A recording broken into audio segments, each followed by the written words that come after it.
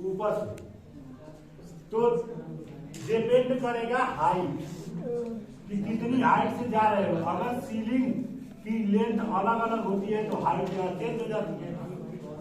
Ceiling की जब height change होती है तो ये वाली वर्टिकल हाइट भी चेंज हो जाती है। यहाँ 4.5 मीटर का है इसलिए 4 मीटर की हाइट से चल रहे हैं। अगर प्लान जो है वो 4 मीटर की हाइट में रहेगा। अगर वर्कशॉप की ऊंचाई 4 मीटर है तो उस केस में तो 3.5 मीटर ले जा सकते हैं ना, 4 मीटर तो लेकर जाएंगे नहीं। अगर वर्कशॉप की ऊंचाई 4.5 मीटर है तो 4 मीटर तो लेकर जाओ, और वर्कशॉप की ऊंचाई अगर 5 मीटर है तो 4 मीटर, क्योंकि हमने मैक्सिमम ऊंचाई क्या बताई थी 4 मीटर। ऊंचाई कम होगी जब प्लान की हाइट कम होती है, ठीक है ना। 4 मीटर तो फिक्स होता है, लेकिन 4 मीटर से कम कब होगा जब वर्कशॉप की हाइट कम हो। लेकिन अगर वर्कशॉप की हाइट अधिक है तो ये 4 मीटर चेंज नहीं हो, ठीक है। तो यहाँ पर कि अगर हम दूरी की बात करें तो हॉरिजॉन्टल रन एक हो गया और 2 इसमें वर्टिकल रन, 2 क्या है इसमें वर्टिकल रन, ठीक है। तो 4 दूरी के 8 मीटर। कब? जब प्लान की ऊंचाई जो है 4.5 या उससे ऊपर हो, 4.5 या उससे ऊपर हो, किसकी हाइट? सीलिंग की हाइट। तो उस केस में क्या आ जाएगा 8 प्लस हॉरिजॉन्टल रन। 8 ये तो 1.5 मीटर ऊपर लगाना, ऊपर ले जा रहे हैं ना 4 मीटर की हाइट है, 2.5 मीटर,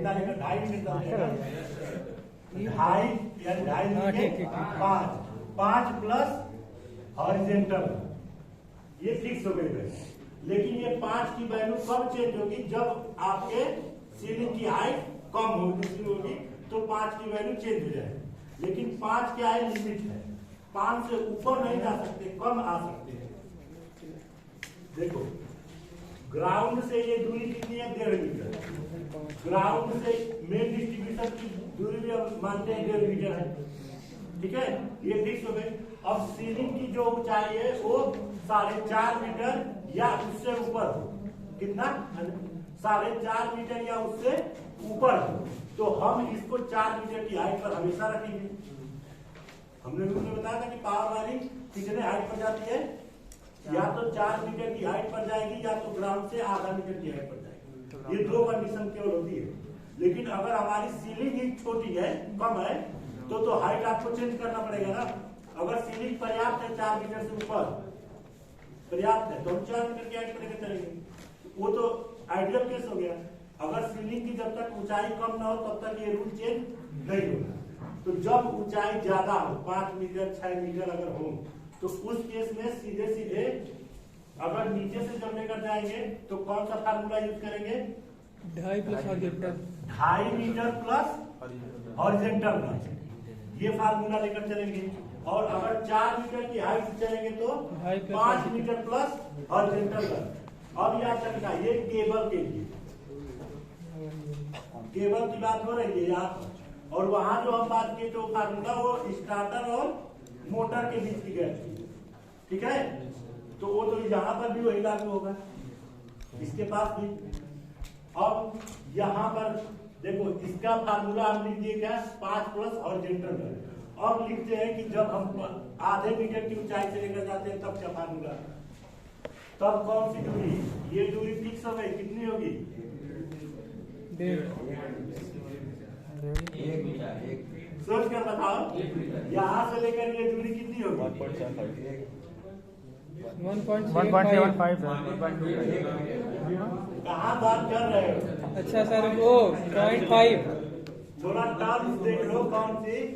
मेन स्विच से, यानी हम कहे मेन स्विच से किसके पास जाना? अरे डीबी से मेन स्विच तक की ये केबल जाती है, ये, और इसके लिए फार्मूला हो गया, ठीक है। तो इसके लिए 2 फार्मूले बनेंगे, कौन कौन? एक तो जब हाइट से जाए यानी 4 मीटर की ऊंचाई से, और दूसरा फार्मूला कब क्रिएट होगा? जब 0.5 मीटर की ऊंचाई से जाए। 2 फार्मूले इसके हो गए।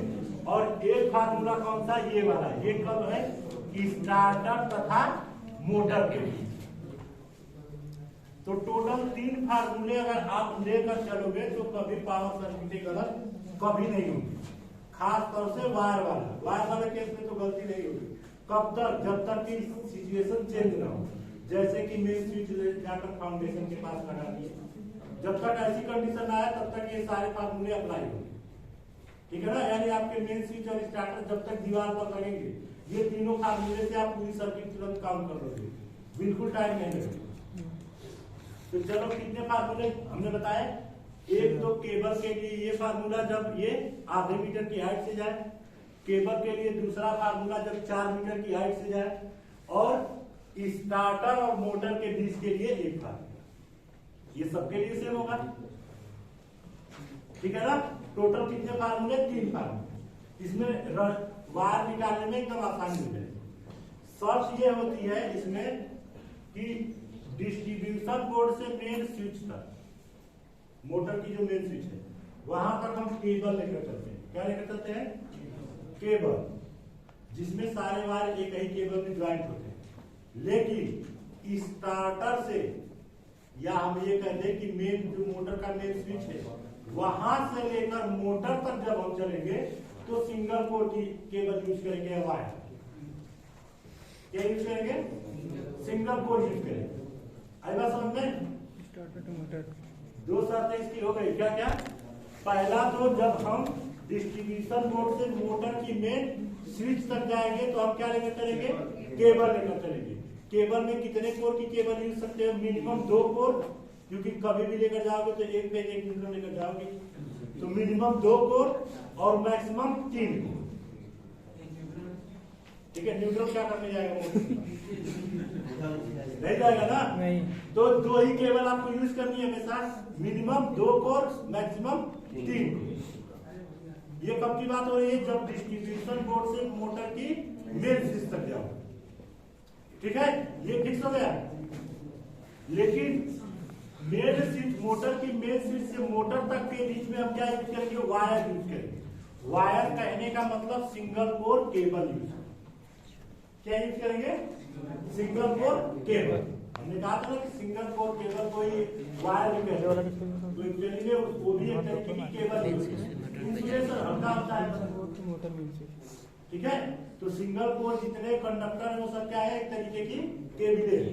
तो हम क्या करेंगे कि जब यूज करेंगे केबले, तो यहां से चलकर जितने फेज जाने उतने कोर की केबल, लेकिन मेन स्विच के बाद मोटर तक के बीच में हम केवल और केवल सिंगल कोर की केबल यूज करेंगे, यानी कि कंडक्टर यूज करेंगे। Motor main switch. ठीक है? मोटर मेन स्विच से मोटर। चलो अब इसमें दूरियां सारी काउंट कर लेते हैं जल्दी जल्दी। दूरी के लिए तो थोड़ा सा बताने में टाइम लगा, लेकिन फार्मूला ऐसे मिल गई थी कि आपके क्वेश्चन को एकदम रिड्यूस कर देंगे टाइम, लेकिन उसमें वो लिखा है टाइम को एकदम सीमित कर देंगे, बहुत ज्यादा टाइम नहीं लगेगा। Single core cable.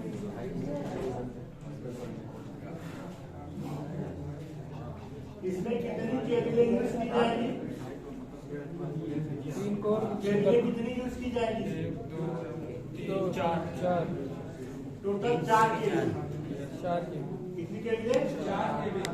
तो चारों केबलों की रेटिंग अलग अलग भी हो सकती है, वो में भी 2 केबलों की रेटिंग एक हो सकती है, ऐसा नहीं। तो उसके लिए हम क्या करते हैं? केबल की रेटिंग डिसाइड करने के लिए क्या करेंगे? करंट का मान निकालेंगे। क्या करेंगे? अगर करंट का मान 10 एम्पियर के लिमिट में रहा तो 15 एम्पियर की केबल यूज कर लो। 3 कोर केबल 15 एम्पियर की धड़ाके से यूज करो, सब में वही। ठीक है? अगर 15 एम्पियर के आसपास पहुंचता है, जैसे 11, 12, 13 एम्पियर पहुंच गया, तो वहां पर हम 20 एम्पियर या 17 एम्पियर या 20 एम्पियर या तो 25 या 28 एम्पियर लेकर चलेंगे। मैक्सिमम वैल्यू को लेकर चलते हैं केबलों के केस में। तो सबसे पहले सबकी रेटिंग निकाल लेते हैं। तो जैसे ही प्लान देखो, जब क्वेश्चन शुरू करोगे तो सबसे पहला काम क्या करते हैं? करंट की रेटिंग पहले डिसाइड करते हैं। पहले केबल डिसाइड कर लेते हैं, उसके बाद ये प्लान, रिफरेंस, जो कुछ खींचना होता है सब बाद में करते हैं। सबसे पहला काम क्या करते हैं? इसमें करंट की, हम करंट निकाल कर केबल की साइज पहले डिसाइड करें। एक बार साइज डिसाइड हो गया तो आपको बार बार देखना नहीं पड़ेगा, ठीक है। तो चलो डिसाइड करो इस वाली मशीन के कितने HP की है ये? 3 HP की है ना, 3 तो 3 HP की है और चूंकि कितने हैं 3 के, तो करंट का फार्मूला क्या लगाओगे?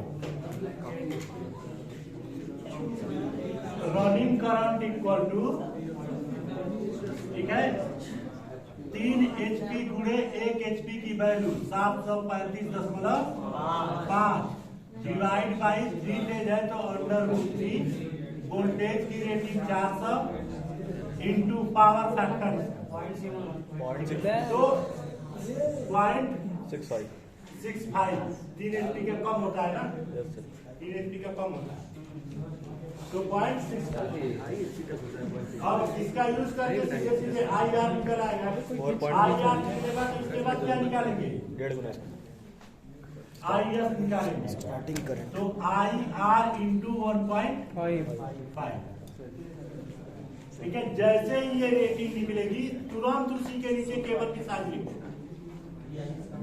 आई बात समझ में? तुरंत उस मोटर के जैसे ही करंट की मान आए उस मोटर के लिए तुरंत केबल की साइज वही लिख दो बगल में, ताकि आगे चलकर परेशानी आपको न उठाए कि हमको कौन सी साइज लेकर चलना है, नहीं तो भूल जाओगे। वही लिखते चलोगे लगातार केबलों की साइज, तो एक चीजें कंफर्म हो जाएगी। 4.5 ये सर फिर से एकदम ये हाँ ये ना कस ये दूरी चलो तो एक की वैल्यू निकालो, उसके बाद हम वो बता देंगे सर 4.45 है। इफिशियंसी को छोड़ भी दोगे तो कोई बात नहीं है, ठीक है। हालांकि इफिशियंसी का इफेक्ट पावर पर पड़ता है, ठीक है, पड़ता है, लेकिन छोड़ भी दोगे तो कोई दिक्कत नहीं, ठीक है। तो इसकी वैल्यू थोड़ा बता दो जल्दी से। 6.68 पूरा मिला 7.34 तो यहाँ लिख देंगे सीधे सीधे क्या? 4.45 साइज ऑफ, ठीक है ना, 3 कोर केबल, 3 कोर केबल, क्योंकि शुरू में हम यहाँ से यहाँ तक कौन सी यूज करेंगे? केबल यूज करेंगे। जो 3 फेज की सप्लाई की तो 3 कोर हो, तो इसकी साइज कितनी हो जाएगी? 2.5 mm स्क्वायर, क्योंकि 15 एम्पियर की रेटिंग के लिए यूज करते हैं, तो 3 कोर की केबल यूज हो गई। दूसरा यहीं पर डायरेक्ट लिख दोगे कि size of single core cable, single core cable, तो उसकी भी साइज कितनी होगी?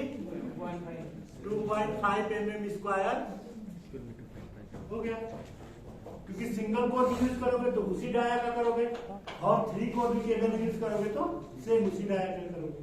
बस ये रहेगी कि 3 कोर में 3 कोर कंडक्टर जाएंगे, जो प्रत्येक कंडक्टर कितने का होगा? 2.5 mm, ठीक है। तो ये एक साथ तीनों कंडक्टर यहाँ तक आएंगे, लेकिन इसके बाद सिंगल 3 कंडक्टर जाएंगे, यहाँ तक केबल आएगी, इसके बाद कंडक्टर चलेंगे। हाँ सिंगल कंफर्म हो गया।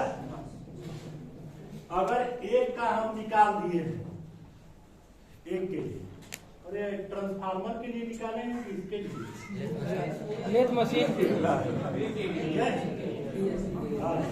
इसके लिए एक के लिए आप निकाल दीजिए, बाकी तीनों के लिए निकालो। इसके लिए क्या यूज करोगे? केवीए में, ठीक है ना, केवीए की वैल्यू यूज करना। कितने केवीए का है? 5 केवीए का। तो जल्दी से हमको साइज सब लिख कर बताओ। सर जो 3 कोर केबल जा रहे हैं उसमें एक कंडक्टर का डायमीटर दिया है सही? हाँ, एक कंडक्टर की डायमीटर टोटल नहीं लिखते सर, मतलब एक का लिखते सर। एक कंडक्टर की हम 3 कोर लिख दिए है ना। Yes sir. ऑलरेडी इसका मतलब 3 कोर होंगे, उसमें 1 कोर की डायमीटर या इस एरिया, ठीक है। जो रैपिड कंडक्टर वगैरह जो दिए हैं उसकी टेबल हम भेज चुके हैं, ठीक है ना? Yes sir. उसमें सब दिया है A to Z। ये अभी कौन सी कंडक्टर है, जानते हो कौन सी कंडक्टर अभी हम भेजे? ये अभी जो कंडक्टर भेजे हैं इससे कम साइज के भी अलग होते हैं, जिसकी स्ट्रेंथ थोड़ा कम होती है, इनकी स्ट्रेंथ थोड़ा ज्यादा होती है, तो ये अलग जानवरों के नाम है। और एक पक्षियों और कीड़े मकोड़ों के नाम पर है, तो वो उसकी स्ट्रेंथ कम होती है, उसकी भी टेबल हम भेज देंगे। सब भेज दीजिए अब उसके बाद पता नहीं कौन सा सब आती है सब बिल सब खाना कंडक्टर। जी सर, अब यूपीपी से निकालना है, अब यूपीपी से निकालना है।